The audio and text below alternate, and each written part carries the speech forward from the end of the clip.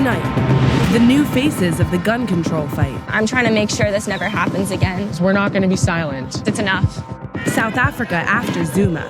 And the secret that makes the internet work.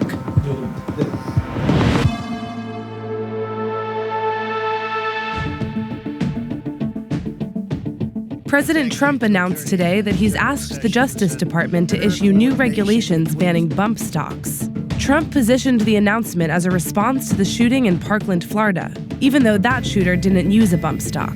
He used an unmodified AR-15 assault rifle. But today, Florida's House of Representatives voted to block debate on an assault weapons ban. The special counsel investigation into Russian meddling landed another guilty plea today. Alex van der Zwaan pleaded guilty to making false statements to investigators. Van der Zwaan is a 33-year-old lawyer based in London and the son-in-law of a Russian oligarch. According to a court document, he worked on a report for Ukraine's pro-Russian government, a report evidently connected to another defendant, Rick Gates, who also did work for Ukraine. The special counsel is alleging that van der Zwaan lied about his last contact with Gates and another unnamed person, and lied about deleting emails that investigators wanted to look at. Pro-government forces in Syria are keeping up their bombardment of areas held by rebels, killing at least 250 people in eastern Ghouta over the past 48 hours, according to the Syrian Observatory for Human Rights. It's made for the deadliest days of conflict in 3 years. And since yesterday, fighters supporting the Assad regime have also bombed 5 hospitals in that same area. The United Nations has called for a ceasefire and says the situation is, quote, spiraling out of control. Over the past 2 weeks, Alaska's Bering Sea lost more than a third of its ice. Usually at this time of year, the exact opposite is happening. Ice coverage is growing. And as of this week, the amount of sea ice in the Bering Sea is about 60% lower than what the average was between 1981 and 2010. Global sea ice coverage is also at a record low. Scientific consensus is that climate change, caused by greenhouse gas emissions, is contributing to the rapid disappearance of sea ice cover around the world. Rescue workers are looking for survivors in Mozambique's capital after heavy rains brought down a roughly 49-foot-high mound of garbage. At least 17 people were killed, and officials say that number could be even higher. The Hulane dump, in a poor section of the capital, is the biggest in the city. It's been the subject of complaints about environmental and health concerns, but it's also a source of livelihood for people living there in poverty.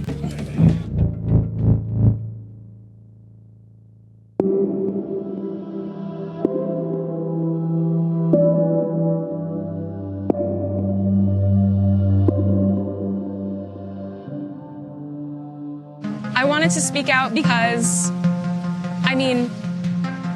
this is my community, because my sister's gonna go to Douglas, but also because no kid, whether I'm related to them or not, should go through this ever again. It's enough. This was named one of the safest cities in the entire country, and someone took a semi-automatic weapon and killed people. Almost 20 people were killed. So just know it can happen to your son, it can happen to your daughter, it can happen to your best friend, it can happen to anyone. I'm not trying to push an agenda. I'm not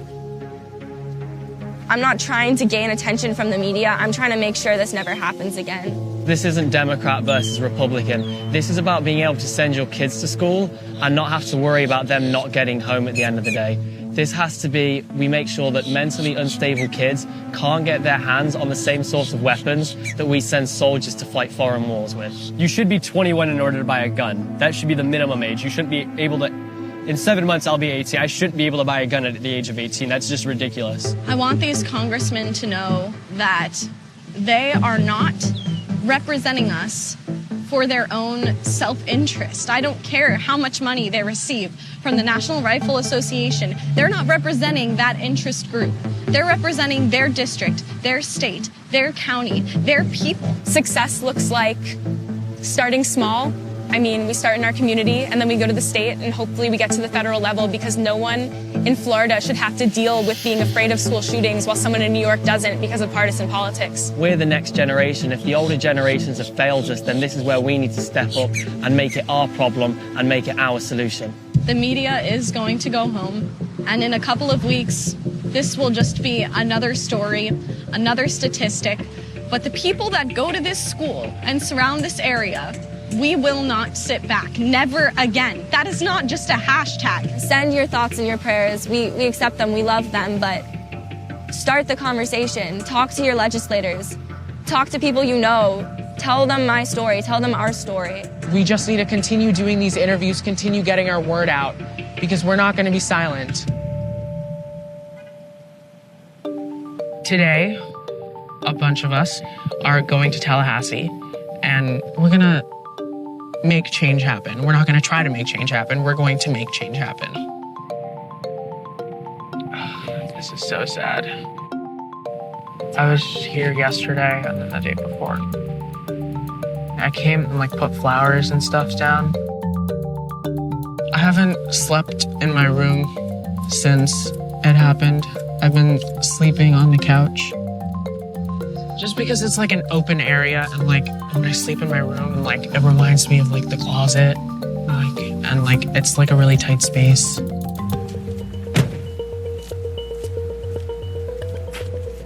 You guys need to make sure that you stay strong and you keep the message. You guys are being watched by the entire nation. They don't need to tell us that we don't know what we're talking about.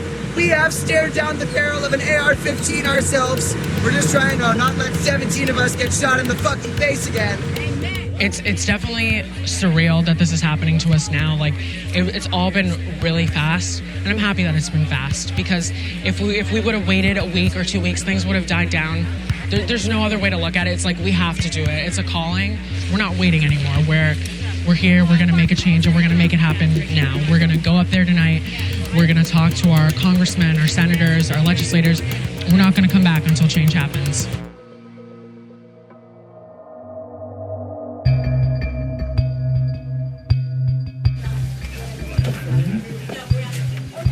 The Parkland students have started the debate, but they won't be the ones to finish it. They're going to have to change legislators' minds.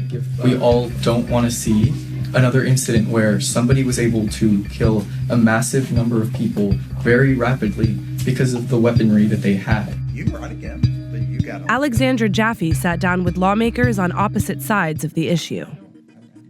I really didn't want to see this politicized, but it's a great weapon for our Democratic opponents who would love to have a majority. So they want this issue for November. How do you avoid politicizing an issue that can really only be solved by lawmakers? Well, I don't think it is only lawmakers. You have to change a culture. And part of what you do here is advocate. If I could change the hearts of people, I don't even need a bill. So are you saying that there's no role for the legislature in preventing things like this from happening in the future? This is why we have the discussion. And it's endless. My basic purpose in being here is to protect some key things. It's not to fix everything, because you'll never get it all fixed. I protect faith, family, freedom, opportunity. Those are core values that will change the whole culture. But we can get into what restrictions you are willing to hear, because it seems like it's a different atmosphere here in Florida. Some that have been talked about are increasing the legal age of possession, potentially background checks for purchases, expanding the 3-day waiting period. Do any of those sound like reforms you'd be open to?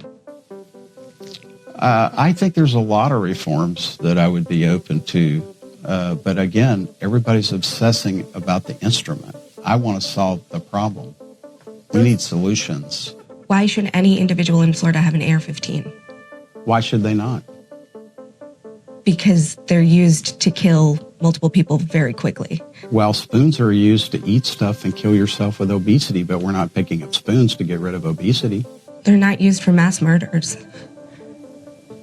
I understand where you're coming from, and I wish that would solve your problem. It won't. Elected officials should not fear the people that died in the building. They should fear the people who got out, because those are the people that are coming for them. Could it have been prevented?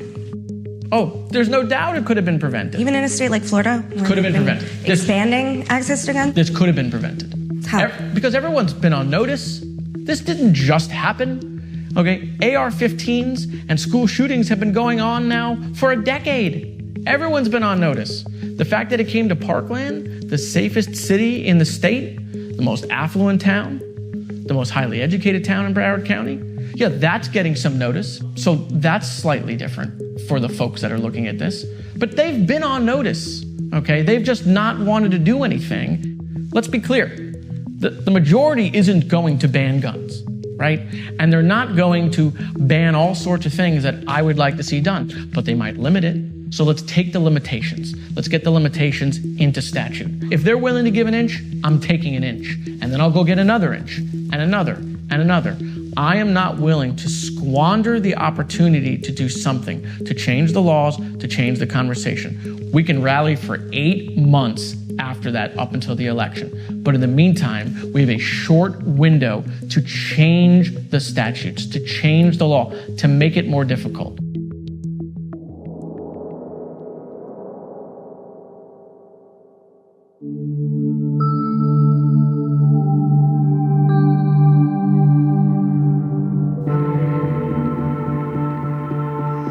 A new dawn is upon us. South Africa's new president, Cyril Ramaphosa, has been making the rounds to reassure the country. Hundreds celebrated last week when his predecessor, Jacob Zuma, was forced out of office by his party, the African National Congress, or the ANC. Rest in peace, Jacob Zuma! Rest in peace! But it was the people inside Zuma's own party who likely felt the greatest sense of satisfaction that his drawn-out exit was finally over. He had to resign, and it was almost as if one just felt sorry that our system brought a flawed man into the presidency after producing arguably one of the greatest leaders in world history like Nelson Mandela. Rasool met Mandela in 1987 when they were both political prisoners during apartheid, and he was at Mandela's side when he formed the ANC. This is Nelson Mandela in 1994. I was the ANC's election coordinator. Rasool was elected premier of Western Cape Province, but he didn't support Zuma, and party leaders recalled him from office, then shipped him to the US as ambassador. In Jacob Zuma's administration, we have seen the rise of impunity and the concomitant corruption that has gone on with it, and the erosion of state institutions. Over a 9-year presidency, Zuma was hit with scandal after scandal, dragging the party's reputation down with him. And candidate Cyril Ramaphosa, 1,000. Cyril Ramaphosa was in fact the person that Nelson Mandela would have loved to have succeeded him as president.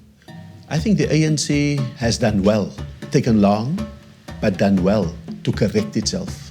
I think that what Jacob Zuma has done is to show us rock bottom. We can only rise from here.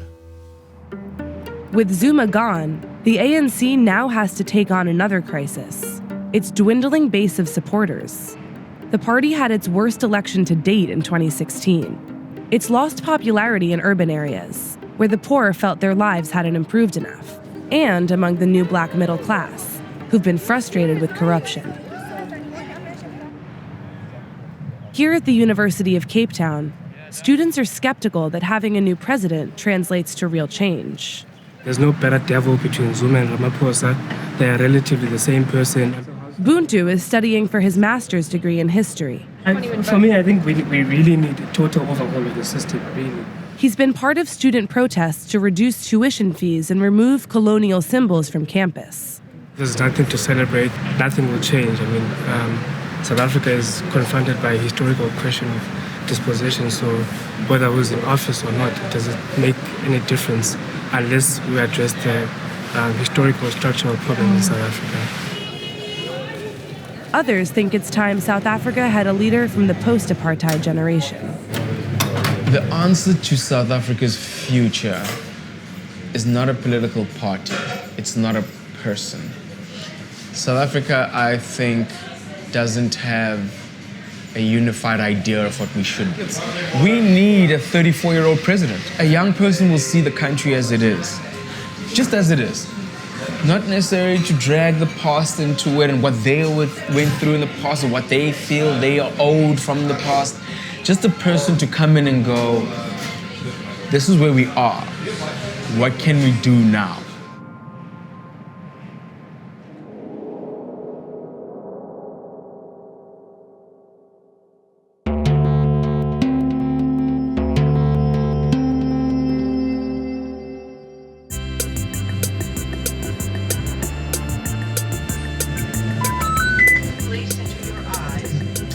Every 4 months, a cabal of crypto nerds walk through 6 security doors to perform a little-known ceremony.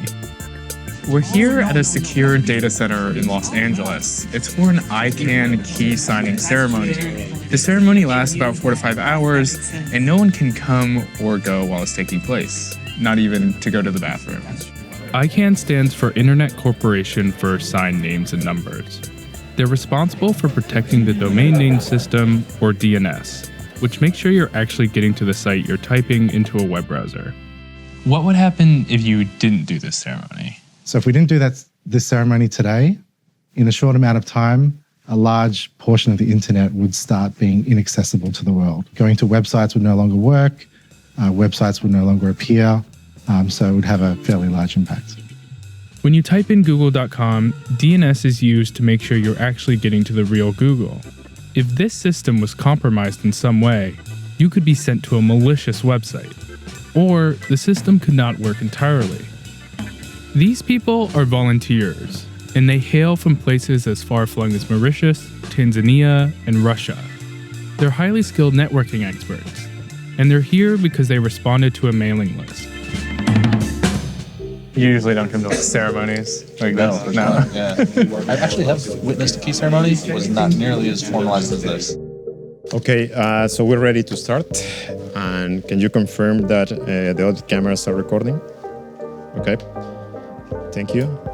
The process is so long and convoluted. Step 16. Step 24. So step 26 is complete. 28. Okay, this is going to be long. It involves 113 different steps. Led by the ceremony administrator, volunteers start by getting smart cards out of a secure safe inside another very secure safe, which only they can access with a personal key. Is the bag still okay? Yes, it's still okay. And only a few people know the code to that safe. Exactly. Right? There's one person knows the code for each of the safes. They verify the smart cards using a hardware security module to create signatures that are put on flash drives. Those signatures will keep DNS running. Yes, this is actually how the internet works. We're going to have a break. We've now entered the snacking portion of the ceremony. We've been in here for about 3 hours in this 20 by 20 room where no one can leave, but everyone's getting a little hungry. After some snacks, they put everything back in the safe. But even that is going to take hours.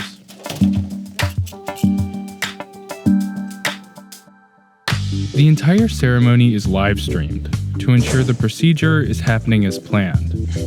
And now, the main event. These are the 4 parts that we are going to destroy. Start with the board. A decommissioned piece of hardware is going to be destroyed, even though it's already been wiped clean. This ensures that no one can access any data that might have remained on the drive. Also, volunteers find it really fun. We are proving that it's hard to tamper it. Thanks to this painstaking process, the internet is safe for another few months.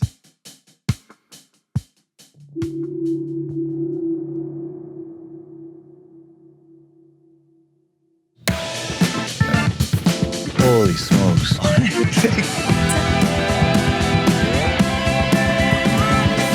I can headbang, but I don't want to damage these headphones.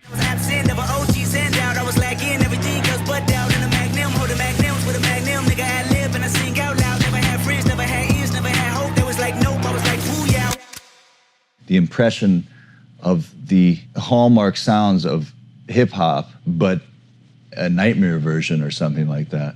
And because it was so hard to follow the beat, I found myself focusing on the words more. Some incredibly long phrases. I would be really amazed if he didn't take a breath somewhere in there. Mike Well made it. Oh, wow. I have always admired his forward thinking. This is the craziest beat I've ever heard from him.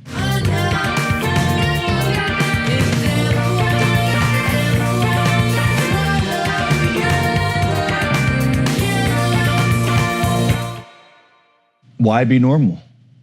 Why not put the rules through a paper shredder and then take the strips of paper and weave them into a new piece of paper and say, this is our song? I walked through the house we built, Saw the life I left behind. There was one brief moment where I got a chill, and then it seemed like it was a false chill, and it might just be that I got a little cold for a second. I wanted her to make me cry. It sounded very personal, so it couldn't be a universal song. Bridge Over Troubled Water. If you've ever cared about anybody in your life, that song is about you.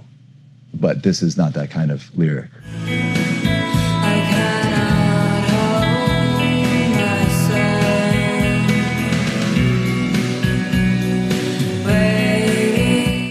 I really like that drum beat. I mean, that could have been a drum machine for all I know, but there's a drama to it. There's a soundtrack quality to it that intensifies everything around you. It makes your life into the movie. The music's adding an emotional importance to even very trivial, mundane things. That's a really beautiful thing about music. It can make everyday life reveal itself to be this incredible phenomenon.